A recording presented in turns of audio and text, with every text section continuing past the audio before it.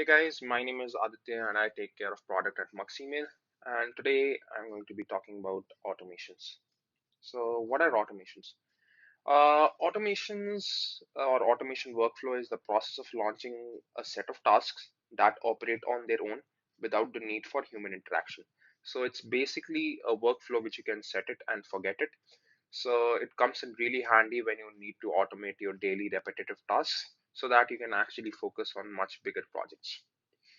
So let's talk about the different kind of automations you can build using an automation flow builder. So one of the most basic things you'll want to automate is welcoming your new subscribers. So say for example, you have a form which is embedded onto your website. Somebody fills in the form and gets added to your list. So naturally, you would like to welcome that customer so that they feel welcomed and they feel special, right? So if you were doing it manually, you'll have to take a look at which customers signed up every day and then manually send out emails to them.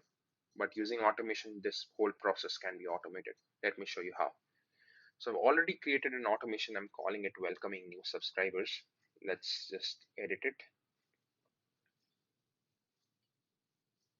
Yeah. As you can see, there are different triggers which can be set up inside our automation trigger. So these triggers are nothing but basic elements which decide when a contact enters this particular automation flow. So in this particular scenario, we've selected a tag when a tag sign up via form is added to a contact. So I've already created a tag, and whenever a subscriber fills in a form, this particular tag gets assigned to that contact. So I've selected this particular tag, as you can see here. Um, this particular checkbox, as the name suggests, allow only new contacts to become part of this flow. When you click on this checkbox, only those subscribers who become who join your directory after this automation is made live will enter this workflow. All the past customers or all the past subscribers will not enter this workflow. If you click on this checkbox, allow subscribers to enter the automation more than once. So this, as the name suggests, this checkbox basically lets a particular subscriber enter either once or more than once into this automation. So depending on your um choice of setting up an automation, you can decide whether you want to select this checkbox or not. For our scenario, we'll not select this checkbox. Let's just save this step. Uh, Next step naturally is we want to send them the first email as soon as they become part of our directory. So this is the design email step. So what I've done is I've just dragged and dropped this send email step into the workflow and designed my first email. So as you can see, this is the subject line which is here. Welcome to the best fashion newsletter in the world. This is the email from which the emails are going out. This is the sender name.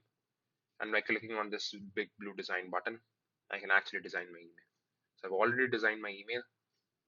Uh, so this I can make some changes to it. So welcome first name, last name. So this merge tags get replaced by the first name and the last name of the subscriber. And here I can just write a small introduction about my newsletter. So thanks for signing up, and I welcome you on board. So this since this is just the purpose of this video is just to show how to design automations and what are the different kind of automations we can design. I'm just going to let this be the email which we are going to send out. And here we decide when we want this email to go out. So you can either select any of these specific days, or we can send these emails out at any day. So we hit the save button, and then we have a delay for 2 days here. So we actually want to send the next email in the welcome series after 2 days. So we just drag and drop the delay element as shown here,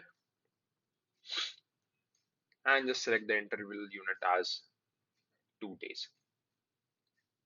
Oh, apologies. Edit auto. So I'll just delete this step since a delay is already in place. As you can see, the next step is again to send the second email in the welcome series.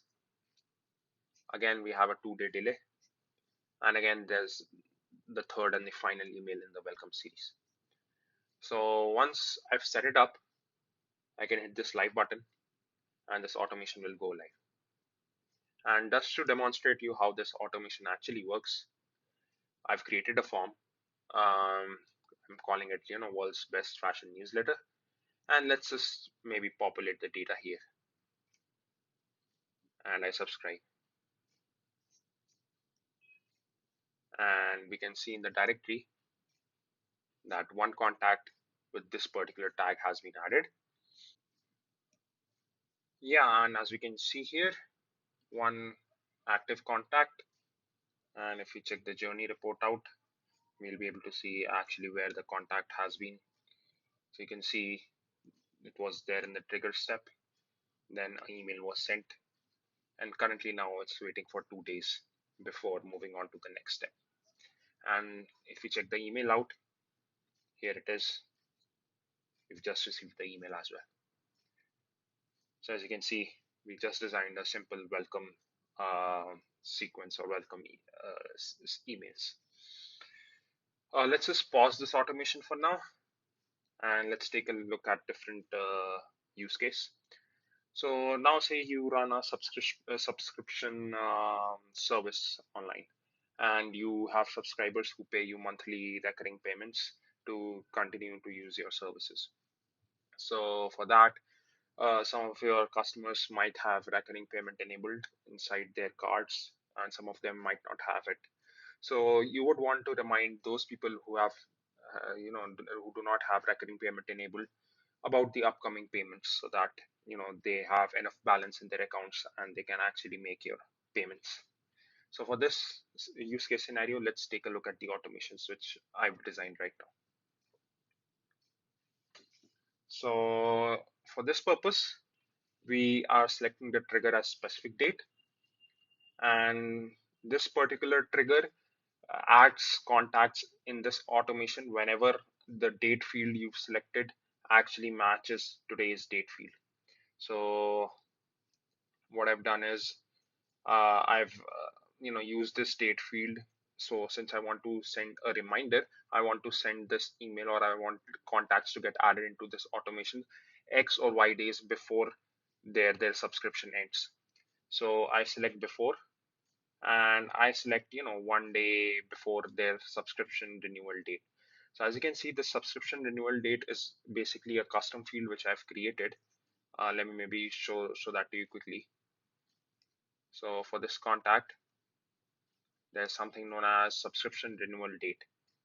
So you can actually set any date here, and this is the date when the subscription for this contact gets renewed. So this automation, whatever I've designed, will trigger based on the date which I've selected, based on the date which I've selected here. So it will check every day, and whenever the date matches, the subscription date, this automation will get triggered. The next step is, as you can see, I want to only send these emails out to people who have recurring payment disabled inside their cards. So for this purpose, I have created a custom field. I'm calling it recurring payment enabled, under which I'm storing this information. So it's a Boolean field. And so here, what I've done is I've entered the value as false. So those people who do not have recurring payment enabled, this condition will check for it. And then if it's true, they do not have it enabled, I'm sending them this particular email. Your payment is due in 2 days. So this is a good way of making sure that your clients are paying up on time, and it's a good way of reminding them. It's a good way of making sure to have a steady revenue stream. So let's save this automation. Now let's take a look at another use case, which is very common nowadays, is to send out birthday emails or anniversary emails. Sending out birthday emails and anniversary emails makes lets your customers know that you actually value them and you actually value their presence, and it just makes them feel good. So let's just see how we can actually trigger birthday emails. So I've already created an automation. Let's edit it. So you can see what I've done here is I've selected another trigger, anniversary of a date. So once you select this particular trigger, your contacts get added every year on specific dates. So you click on this particular trigger, you select your audience, whether you want it to be all subscribers or whether you want it to be one of your segments. Then you select when you want this particular automation to be triggered for your subscribers. So which the date field you select here. So I want, since it's a birthday email, what I'm doing is I'm just selecting date of birth here, which is a default contact field in all of Maxima's contacts. And I want to send this email on the day of birth or on the date of birth of my particular client. And here I can actually decide the time when I want that particular contact to enter this automation. So let's just maybe set it to 12 a.m. So I want to send this email out at midnight. So I'll hit save. And the next step is to send the email. As you can see here, I've already put in the subject line here, happy birthday, F name. F name will be replaced by the first name of the subscriber. There's a sender email here, sender name, and I've designed the email for it. And when I make it live, whenever there's a birthday of my client, this particular email will go out to them. So yeah, this is all about different use cases for automations or different automations which you can design. As far as the future of automations goes, when we start to have more native integrations with different form builders such as Fluent Forms, typed forms, Jot forms, we would like to have different triggers here. For example, under the trigger section, we would like to have when somebody submits a Jot form, when somebody submits a type form, so that whenever a particular contact of yours submits one of those forms, they get added to this particular automation. And also, once we have a native integration with WooCommerce and Shopify, we'll have another section, we'll call it as e-commerce.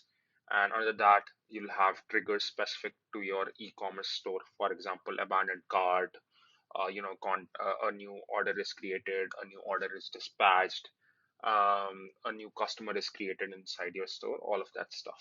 So as and when the product keeps on evolving, the automations will also keep on evolving.